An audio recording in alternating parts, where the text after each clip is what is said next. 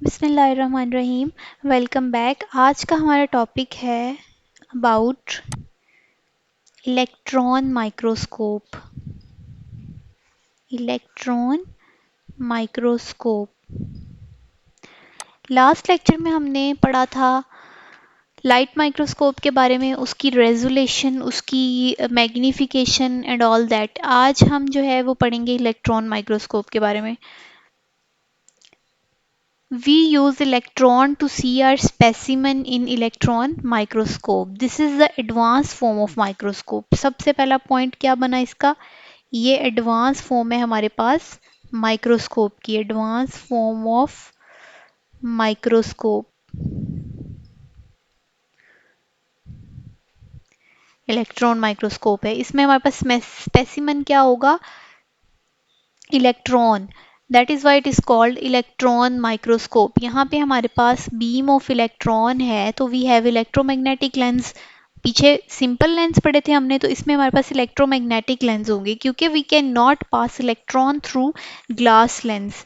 Electron, एक simple glass lens है, उसमें से इलेक्ट्रॉन तो नहीं गुजर सकता ना, इलेक्ट्रॉन उसमें से पास ही नहीं करेगा। नो, उसके लिए हमें क्या चाहिए, इलेक्ट्रोमैग्नेटिक बीम चाहिए जिसमें से इलेक्ट्रॉन पास कर सके, राइट। इस बीम ऑफ इलेक्ट्रॉन को यूज करते हुए हम स्मॉलेस्ट ऑब्जेक्ट को भी देख सकते हैं। बीम ऑफ इलेक्ट्रॉन इसमें यूज होती है, ये हमारा सेकंड पॉइंट है, beam of electron. This is our second point. Electron microscope में हम इमेज को डायरेक्ट आई के ऊपर फोकस नहीं कर सकते, क्योंकि उस इमेज से इलेक्ट्रॉन गुजर के आ रहे हैं, और डेफिनेटली इस तरह तो अगर आई से इलेक्ट्रॉन गुजरेंगे तो वो डैमेज करेंगे आई को। तो इमेज इसमें फोकस होगा ऑन फोटोग्राफिक फिल्म, क्योंकि ये मॉडर्न चीज़ है, तो इसमें हर चीज़ नेक्स्ट जो है वो ह्यूमन से हट के ज़रा होगी, फोटोग्राफिक फिल्म होगी, आई को तो नहीं यूज़ करना ना।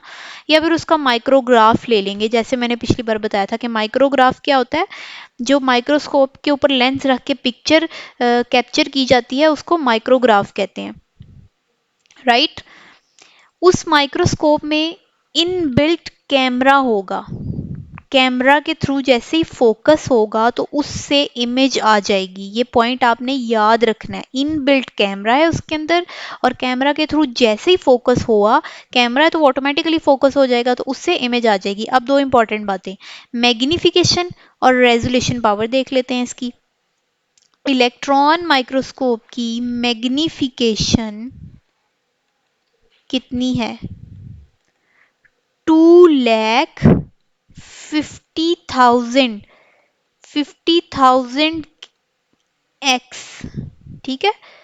2,50,000 एक्स कितना होगा, आप खुद सोचेंगे, वो चीज़ों को मैग्नीफाई करके दिखा सकता है हमारी सोच से भी ऊपर। ये इतना किसी भी ऑब्जेक्ट को इनलार्ज करके दिखा सकती है। रिजॉल्विंग पावर अब डिस्कस कर लेते हैं इसकी। Resolving power, resolving power of electron microscope is 0.2 nanometre, ठीक है। और 1 नैनोमीटर जो होता है हमारा, वो इज इक्वल टू होता है 1/10⁻⁹ मीटर। तो आप सोचें कि इसकी कितनी ज़्यादा रिजॉल्विंग पावर है और इसकी कितनी ज़्यादा मैग्नीफिकेशन पावर है। इलेक्ट्रॉन माइक्रोस्कोप में हम ऑर्गेनेली को देख सकते हैं, सेल को देख सकते हैं, मॉलिक्यूल को देख सकते हैं, एटम्स को देख सकते हैं, इंडिविजुअल जो यानी एटम छोटे छोटे लगे होते हैं, उसमें एक एटम के अंदर वाले पार्ट को भी देख सकते हैं। Is it clear?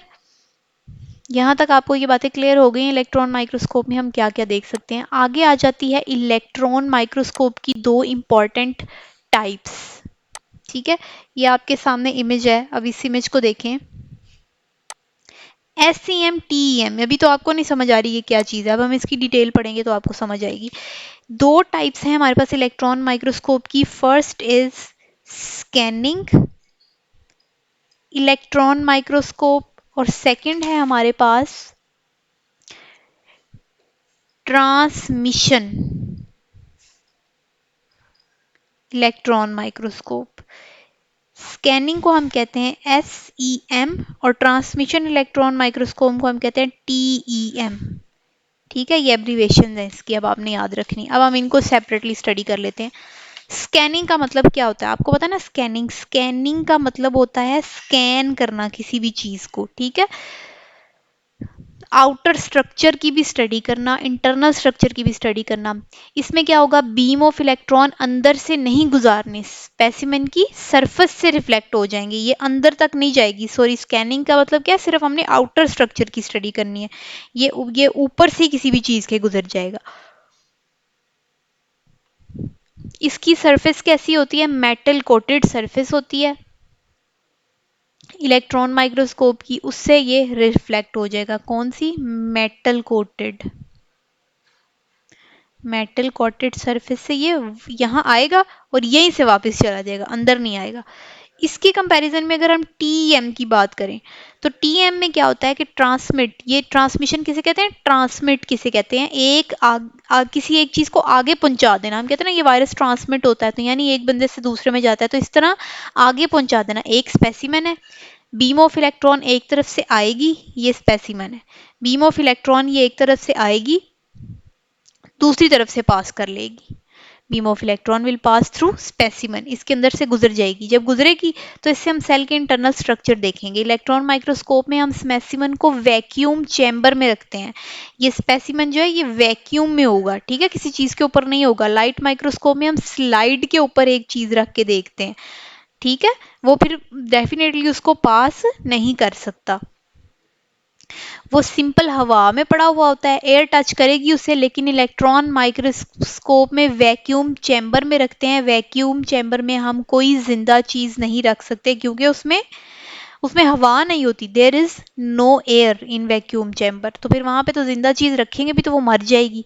तो मोस्ट इंपॉर्टेंट बात, लिविंग सेल की स्टडी हम इलेक्ट्रॉन माइक्रोस्कोप में नहीं करेंगे। तो इलेक्ट्रॉन माइक्रोस्कोप जो है वो लिविंग सेल की स्टडी के लिए बेनिफिशियल नहीं है। इलेक्ट्रॉन माइक्रोस्कोप, ये भी इंपॉर्टेंट आपको एमसीक्यू आ सकता है, ठीक है। जिंदा जानवर जितने भी हैं उनकी मूवमेंट को स्टडी करना है हमने,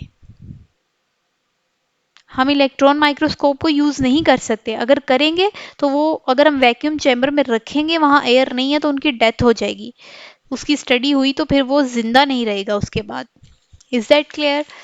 इसमें हमने 2 टाइप्स पढ़ी है माइक्रोस्कोप की, एक थी इलेक्ट्रॉन माइक्रोस्कोप और एक थी लाइट माइक्रोस्कोप। अब इलेक्ट्रॉन माइक्रोस्कोप की आगे हमने फर्दर 2 टाइप्स पढ़ी हैं, that is scanning and transmission electron microscope. ये दोनों की इमेज आपके सामने मौजूद है, लेकिन इसको आपको पढ़ने की ज़रूरत नहीं है, इसकी डिटेल में जाने की ज़रूरत नहीं है, क्योंकि जो चीज़ अभी यहाँ रिक्वायर्ड है वो सिर्फ इनकी रेजोल्यूशन पावर, मैग्नीफिकेशन पावर, वो एक प्रॉपर आपने याद रखनी है। वो जो आपके पास लिमिट है ना, उसको वो एज ए एमसीक्यूज आपके पास आ सकती है, ठीक है। और आपने ये याद रखना है कि आप कौन से माइक्रोस्कोप में कौन से ऑर्गेनिज्म को स्टडी कर सकते हैं। अब हम नेक्स्ट चैप्टर में, नेक्स्ट लेक्चर में हम स्टडी करेंगे कि हमारी हिस्ट्री क्या है सेल थ्योरी की, वो कहाँ से आई, किसने दी, वो सारी डिटेल्स हम इंशाल्लाह ताला अपने नेक्स्ट लेक्चर में स्टडी करेंगे।